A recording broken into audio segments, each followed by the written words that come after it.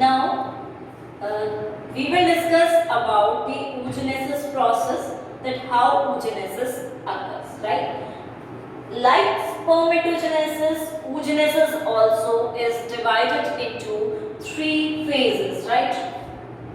In first phase we talk about the multiplication phase.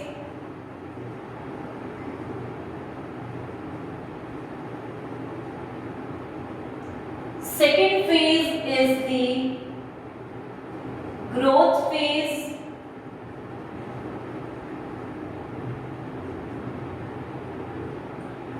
Third phase is the maturation phase.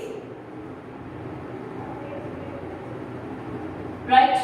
So in this way, again, like spermatogenesis, oogenesis also contain three types of phases. So firstly, we will draw the diagram of the oogenesis, that how it occurs, right?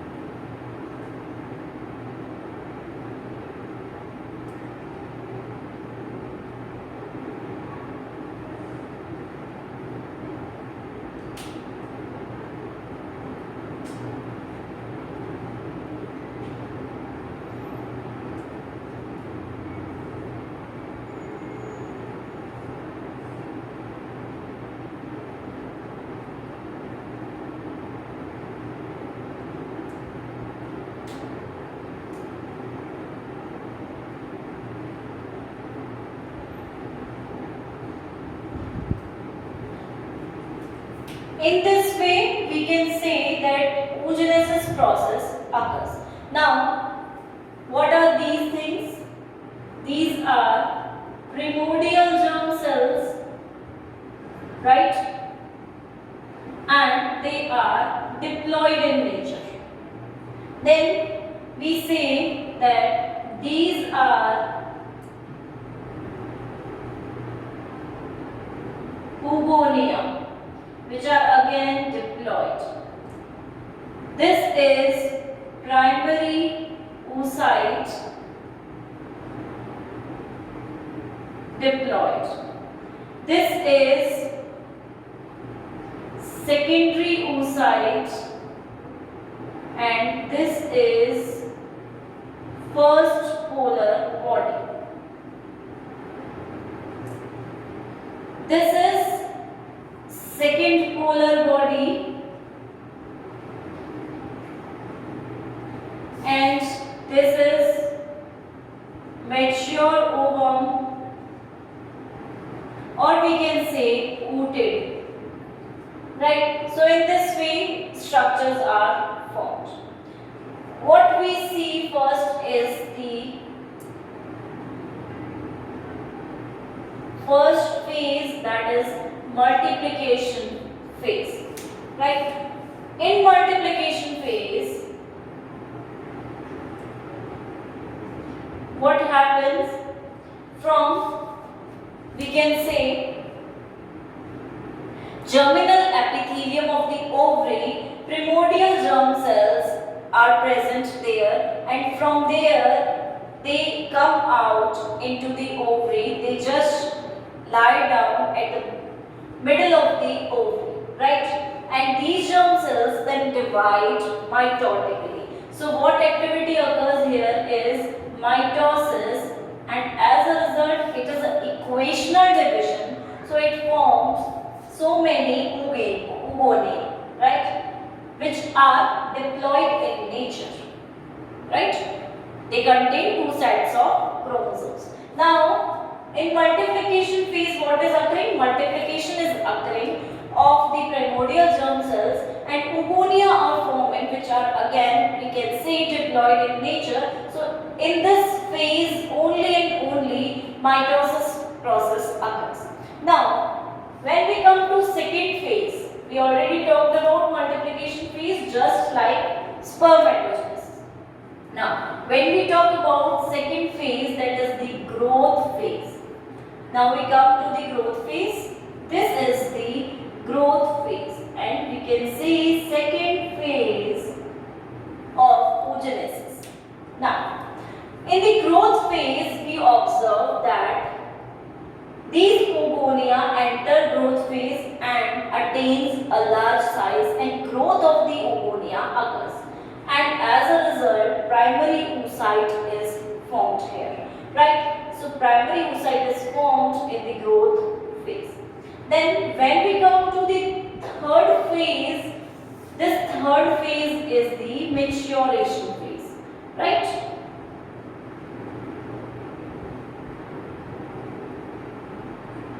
And maturation phase contains two types of meiosis. This is meiosis first, right, and this is meiosis second. So, in maturation phase, primary oocyte, which is diploid in nature, enters meiosis first. This is reduction division, and as a result, secondary oocyte is formed. So, secondary oocyte is haploid in nature, and first polar body is formed, which is again haploid in nature, right?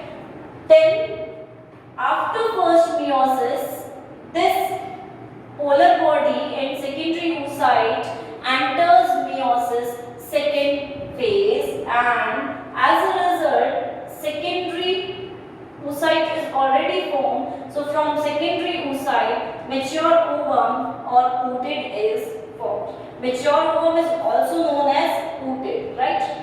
And from here second polar body is formed, and from this polar body two polar bodies are formed as a result.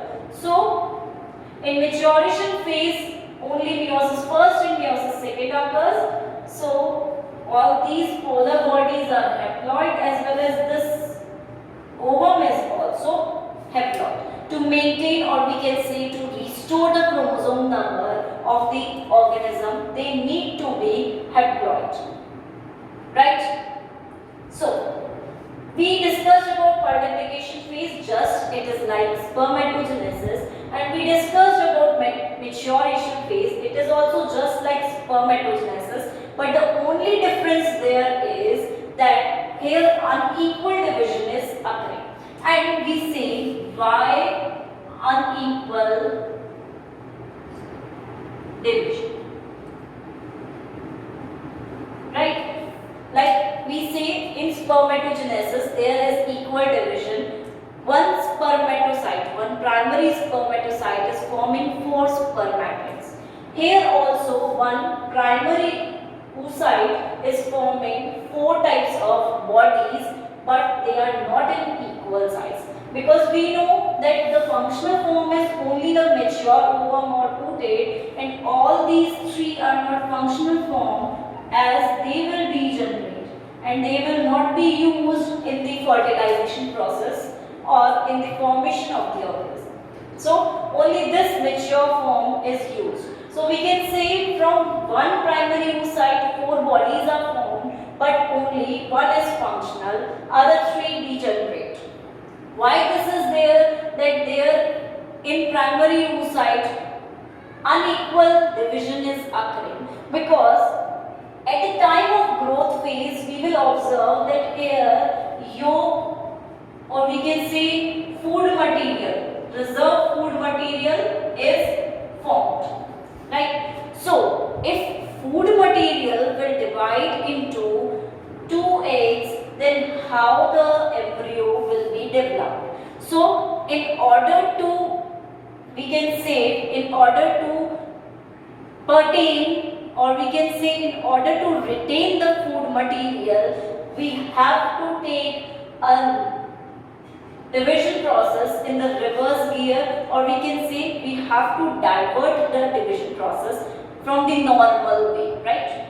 So here unequal division occurs because in the egg or in the primary, we can say oocyte, there is yolk of food reserve material is present. So if it will divide into two equal parts, then the embryo will not be developed as such. So for the development of the embryo, this division occurs very unequally, and only a small, or we can say only a very little amount of cytoplasm is transferred there. So it will not that much affect the development of embryo. So we can say just for the development of embryo, we need yolk or reserve food material. So that's why unequal division is there.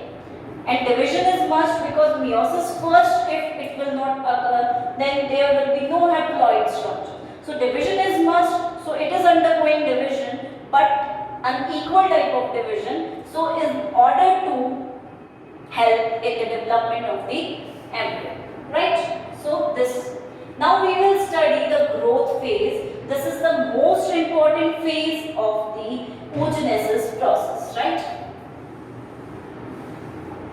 What happens here, we will see this.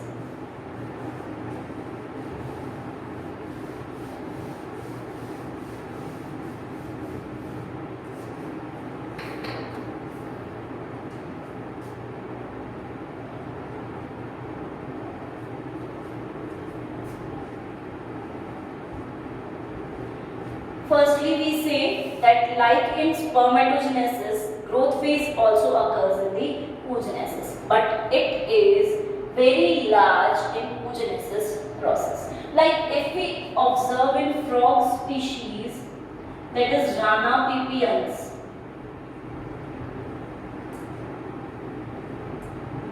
right? In one frog species, Rana pipiens, we observe that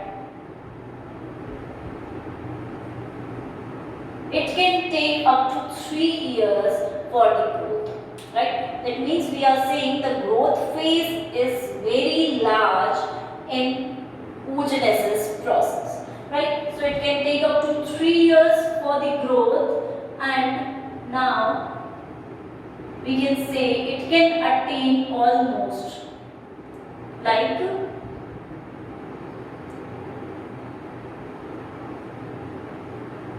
2000 micron size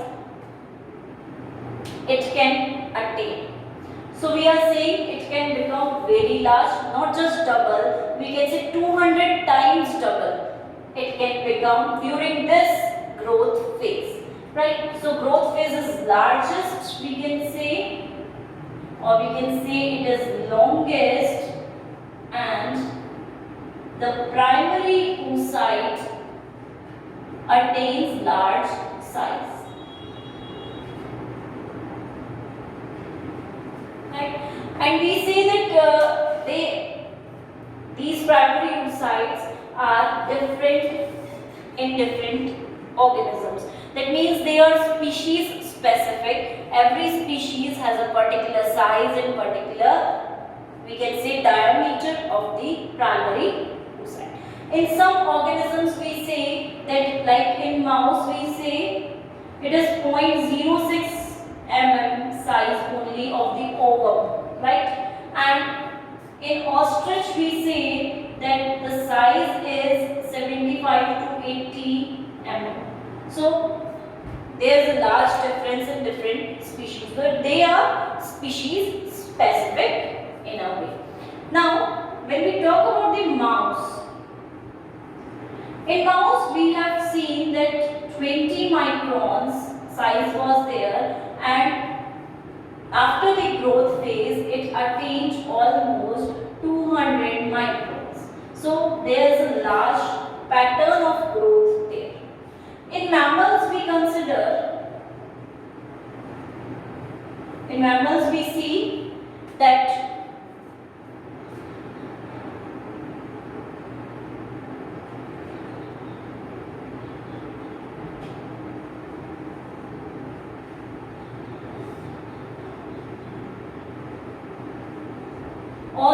oocytes are formed before birth.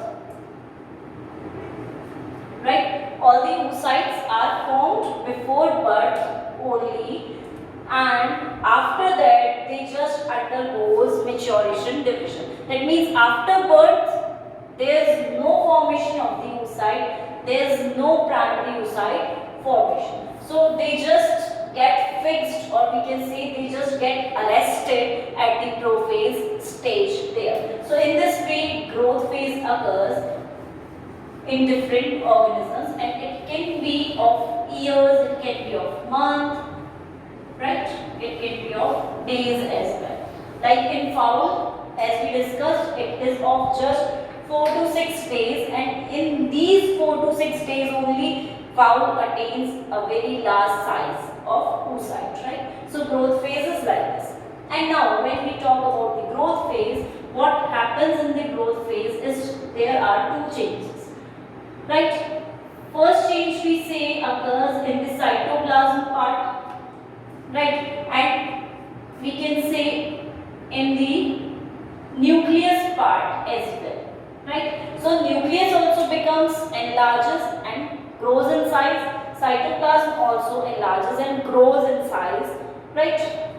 And third thing is there is production of yolk. Right? That means we can say that there is yolk formation during this growth phase. So that's why the primary oocyte attains very large size. So reserve food material is produced in this. So that's why we say it as the growth phase. Now we can say that growth phase is divided into two parts due to these structures, or we can say due to the growth of these structures, right? So growth phase is divided into two parts. Firstly we say pre-vitellogenesis growth period.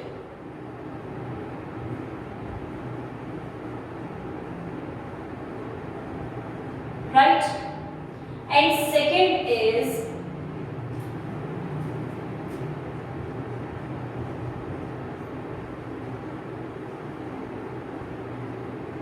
vitellogenesis growth period.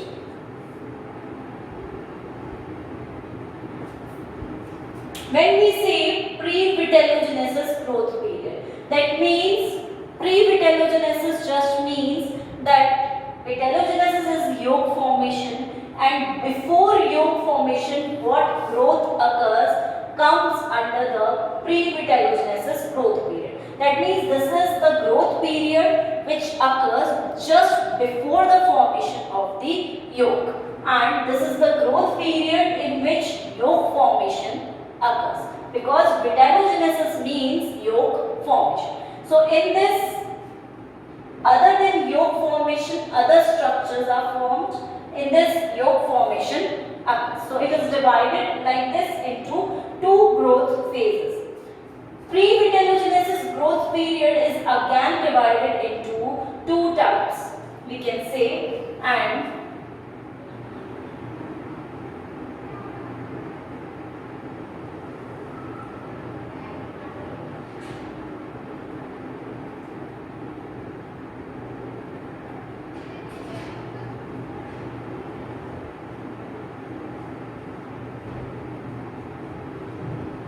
growth of the nucleus,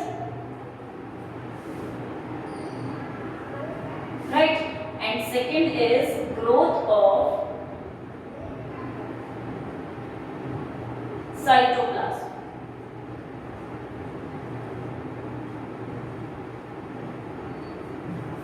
Right? So first we will take the growth of the nucleus part. In the growth of the nucleus part, here the nuclear material grows, right? Nuclear material. And nuclear material is mostly here the nuclear shape, right? which is present inside the nucleus is the nuclear sap region, and DNA, right? So all these materials grow in size. So just we will observe.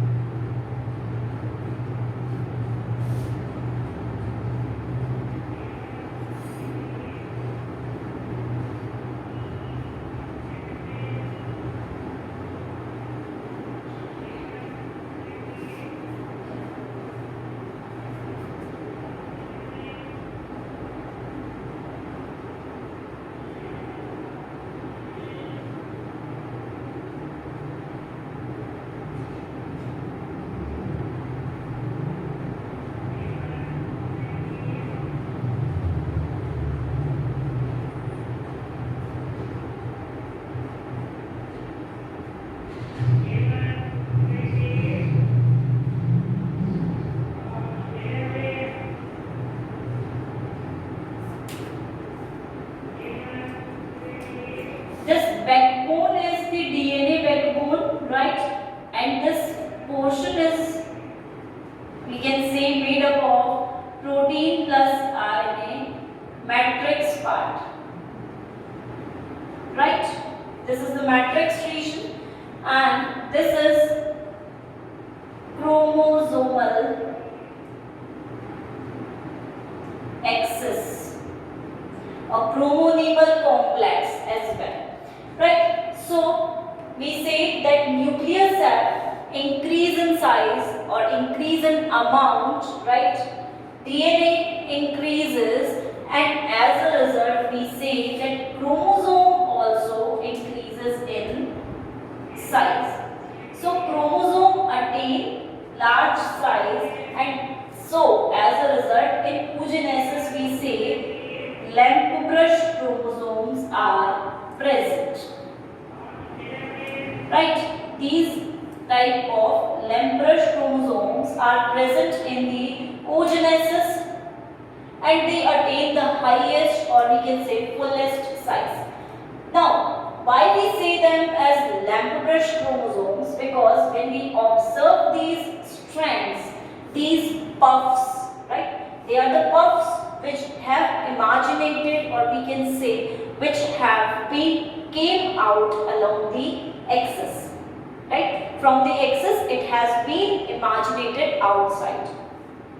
So these are called as puff regions, and when we observe these regions, then we see like the lamp cleaning brush, the strands of the lamp cleaning brush just appears like these structures. So we call them as lamp brush chromosomes, right?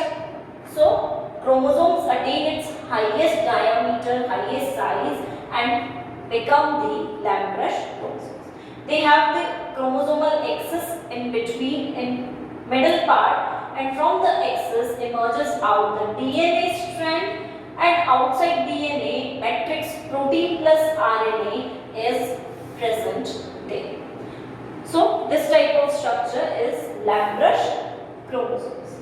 Now we can say that nuclear material has increased in size, nucleus has increased in size, nuclear sap has increased in amount, DNA has increased, and as a result chromosome has attained its highest form or its highest size, right? So here we say that DNA are present, so DNA undergoes mRNA formation, right?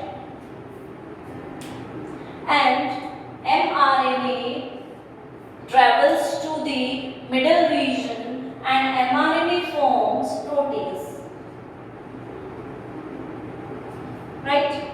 Sometimes DNA also forms DNA, so replication occurs there. So as a result, DNA is high in amount, right? DNA is present in large amount there.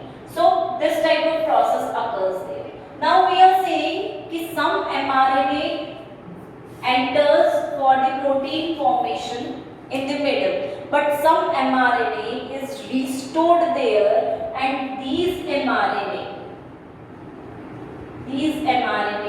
just bound around themselves protein layers and are present as such in the form of informosomes. Right? The mRNA present there which are not used, they just bind around themselves protein layers and are present as such, we can say, right? And these mRNAs with protein layer are called as informosomes, and they will be used later on.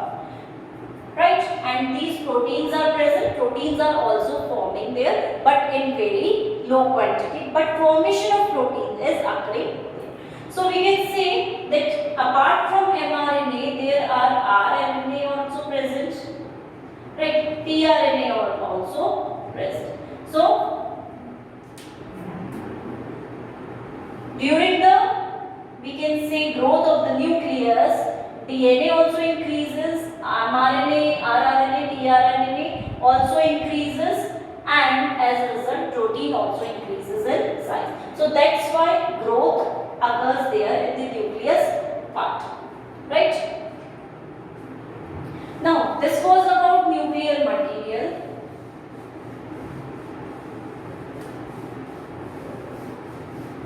Now nucleus contains two parts, one the nuclear material and the other is the nucleolus, just present inside the nucleus. So in some organisms we will observe that nucleolus also increases in size and attain its largest size. But in some organisms we observe that it just not only increases in size but also in number, right? Like in some organisms we observe that there are 200 nucleolus present, there are 600, there are 1000. So nucleolus number can also be increased. So growth of nucleus occurs in two forms. First, about nuclear material, nuclear sap, DNA, RNA, chromosomes and protein form, and second is of the nucleolus. Right? Now, when we talk about the second part of the pre-vitellogenesis growth period, it is growth of cytoplasm.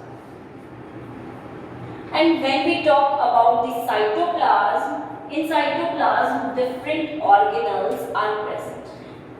Right? Like ribosomes also increase.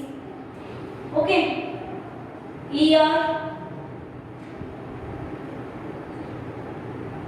Golgi bodies. All these organelles also increases in number and size. So as a result, growth of cytoplasm takes place. So pre-vitellogenesis growth period is the growth period just before the vitellogenesis growth period or yolk formation. Pre-vitellogenesis is divided into two parts, growth of nucleus and growth of cytoplasm. Growth of nucleus occurs in two parts, that is first the nuclear material, nuclear sap, large chromosome which is known as lamp brush chromosome, RNA, DNA and proteins form, right? And second is nucleolus. Nucleolus also increases in size as well as increases in number. Now, secondly we talk about the growth of cytoplasm. So, When we talk about cytoplasm growth, we say that ribosomes, ER and Golgi bodies increases in size and number, right? So in this way, pre-vitellogenesis growth period